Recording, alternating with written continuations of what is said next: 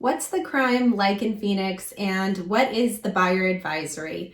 I have all that information coming to you starting right now.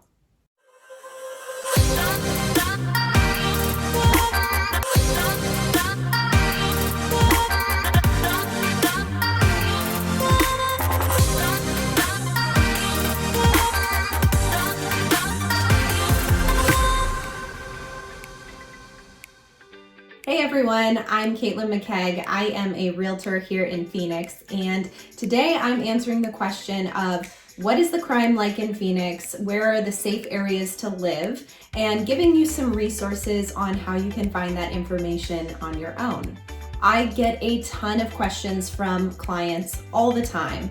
Is this a safe area? Should I be looking in this city or not? And the truth of the matter is, that's a matter of opinion. It's hard for me to tell you what's safe and what's not, because something that's safe to me or not safe may or may not be safe to you.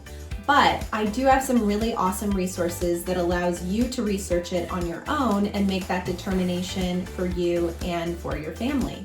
Now, if you've never heard about the buyer advisory, you are going to be really excited because this document provides you links to research everything about areas and the house itself. So you know where to go to research all the information you're looking for to be sure that that house or that area is exactly what you want to buy. Now, the buyer advisory has a ton of information, but the point I want to focus on today is the crime section. So when you look at the buyer advisory, there is a link for crime statistics that takes you to the City of Phoenix crime statistics and some information there, including a map. So I want to show you what that looks like. So let's switch over to my computer. When we click into the buyer advisory and click on the crime statistics link, it takes us to the City of Phoenix website where it offers crime statistics. So it gives you maps and some other stats that you can use, and I think the map is most helpful. So you would just click I agree over here and it loads the map through LexisNexis. You're going to have to put in the state and city. So let's see if we can get Phoenix. There it is. And this is interactive, so you can scroll out and see where all of these wonderful dots are throughout the valley. And you can see what areas have a little bit more of dense criminal activity versus others. But really zooming in is going to help you the most to see, because you can see right here that it doesn't look like there's anything going on in Scottsdale, but as you zoom in, you realize that there is some criminal activity there too. I mean, everywhere has it, but this kind of helps you see throughout the valley what's going on, and then you can even zoom in further and find out what the crimes are, the majority of the crimes, things like that.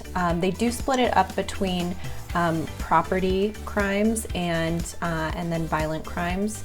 I know, lovely to talk about, but it does give you an idea of, you know, the certain areas that you might be looking in and what activity could be taking place in those areas and how comfortable you are or are not with that. You can also filter by date range here if you wanted to see within the last year or further back, and then by event as well, and this gives you an idea of what the little icons are. So the buyer advisory is really helpful in this sense because this is coming directly from the City of Phoenix and all of the crimes that have been reported and recorded. This is where I had linked out from. So they also have these uniform crime reporting links here for by month or, you know, in the last 8 years. So you can see this as well. This gives you an idea of different types of crimes. Again, lovely to see, but it happens everywhere. So this kind of just gives you an idea of Phoenix and the crime statistics here.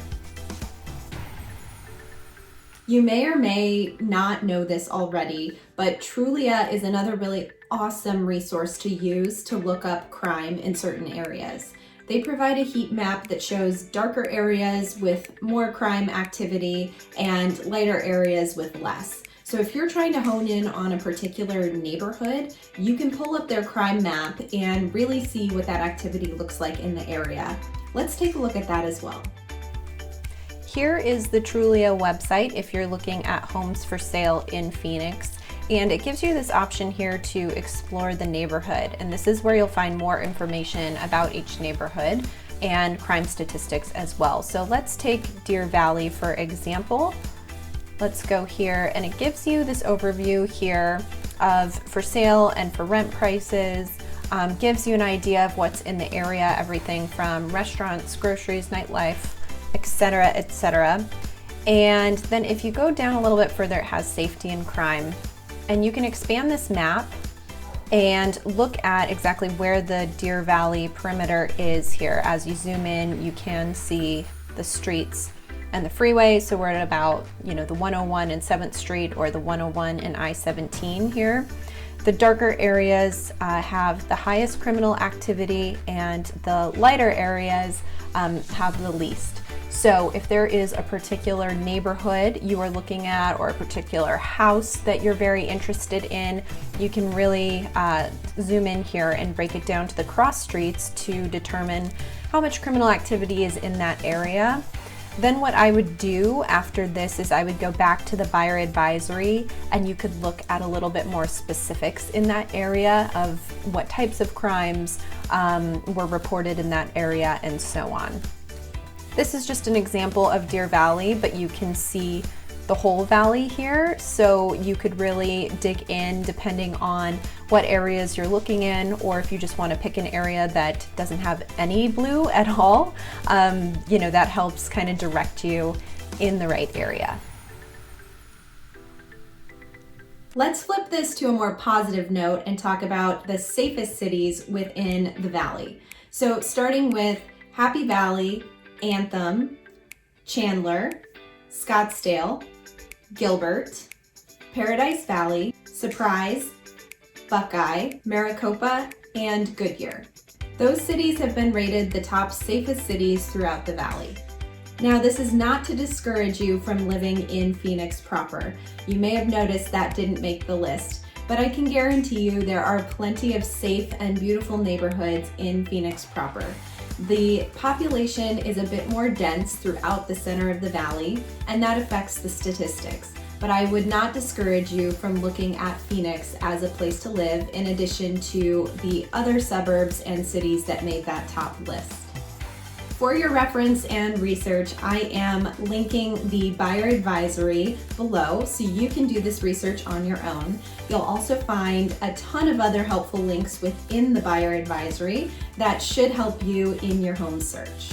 Now, I don't expect you to do this all on your own, so if there's anything that I can help you with, feel free to reach out to me anytime and I would be happy to assist. I'm Caitlin McKegg with Berkshire Hathaway. Thank you for watching.